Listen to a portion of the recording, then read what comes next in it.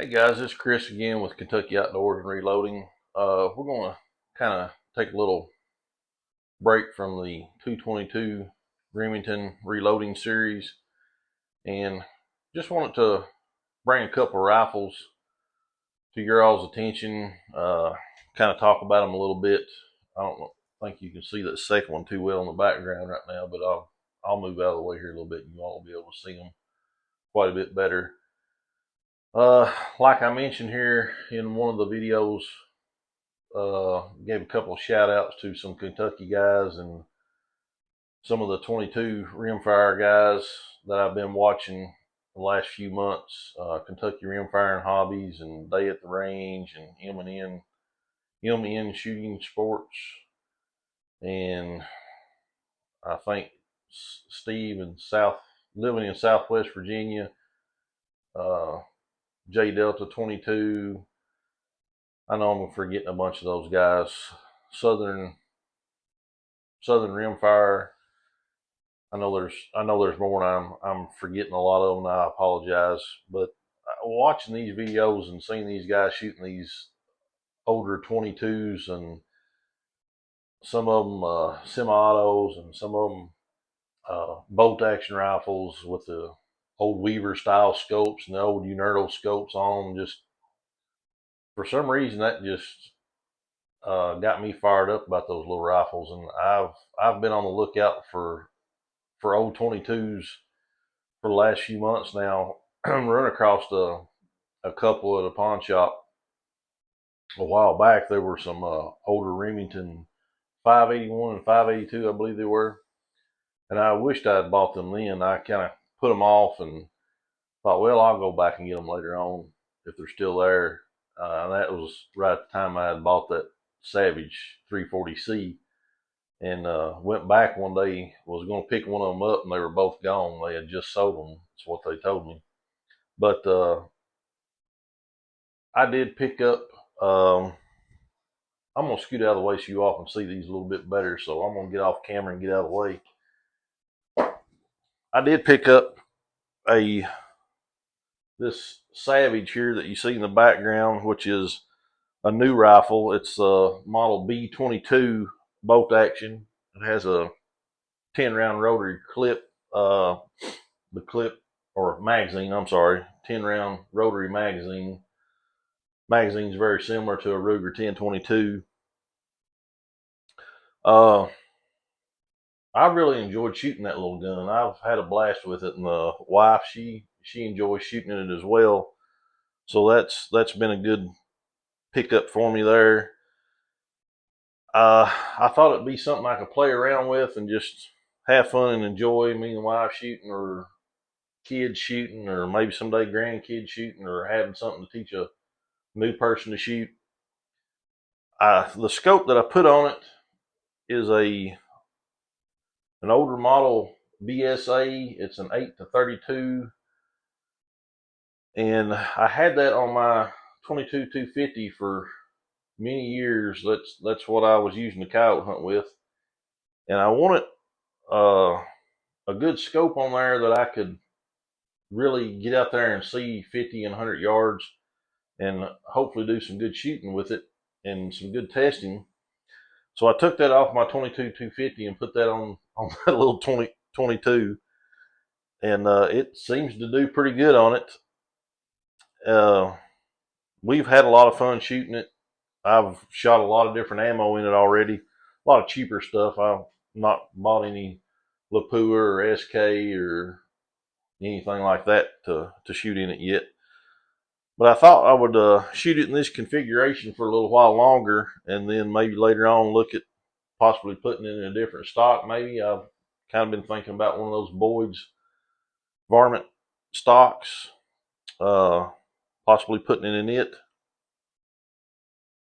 But I have a few targets here that I was going to show you guys that I was very pleased with how the gun shot. And let's see. Now I know these are not target quality, but for the first shots out of the gun, I was very happy with it.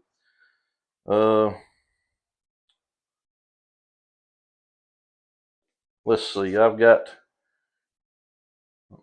trying to see if you guys can see that, and that is 10 shots at 50 yards. That's some Arms Core 40 grain. And then I have this at 50 yards. It's American Eagle 40 grain. That looks like just a little over 3/4 of an inch. The best one that I have is this one. It's a .526 10 shot group. That was a CCI Mini Mag 36 grain. I was tickled to see that. So that done really well. Let's see. I've got some notes here that I've taken about the little rifle.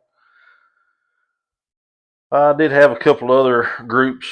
One was at .9 and one that was just a little over an inch at an inch .054. And like I said, all those were at 50 yards. So I'm really happy about the little rifle. I probably shoots better than I can shoot, to be honest with you. I picked that up at a gun store here in Kentucky. We have a pretty nice gun store in Bardstown that is KY Gun Co. or Kentucky Gun Company. I'm sure a lot of you guys have probably heard of them. They have one in Bardstown, Kentucky, and one in Louisville, Kentucky. I go to the one in Bardstown somewhat regular. And they were running a sale here a few months ago, and this rifle was one of them that was on sale. And I was able to pick that little rifle up for less than $200. And I thought, my goodness, I can't hardly let that go for that. And so I went and picked it up. And like I said, I've been super happy with it so far. The little thing shoots pretty good, I think.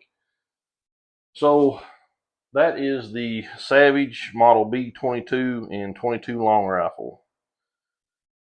And now I guess we can talk about the other rifle here that's in the front. I picked this up yesterday at one of our local pawn shops. This is a J.C. Higgins Sears and Roebuck Model 25 and 22 long rifle. And what little bit of research that I have done on the rifle and what I was able to find on it, looks like the rifle was manufactured by High Standard for Sears and Roebuck. And the J.C. Higgins name was actually, he was an employee for Sears. Mr. Higgins started with Sears and Roebuck in 1898 and eventually became the vice president of the company for some time. And Sears decided that they would label their sporting good line with his name on it. They thought it would be a good marketing idea. He worked for the company until he retired in 1930 and then passed away in 1950. Model 25 was produced from 1950 to the early 1960s. Later, the Higgins name was replaced with Ted Williams. The Model 25 was never approved and was eventually replaced by the Winchester Ted Williams 3T. The number on the barrel is 583-2500, and from what I understand, that rifle was made from 1959 to around the end of 1962. And it is a tubular fed magazine. And here's the safety. I've never seen a rifle with a safety like that, but it seems to work fine. And I don't know if the camera will pick this up or not. I will try to get you guys a little bit closer look on it. But the wood on this thing is just beautiful. I really like that. I think that looks so nice. What I understand researching this thing is like when you pull the trigger to shoot, the action comes back and will stay back as long as you're holding the trigger. Once you let off the trigger, the action goes forward. I thought that was kind of interesting. It has your regular front and rear sights on it, like most of your 22 rifles, and it does have the dovetail on the top of the receiver.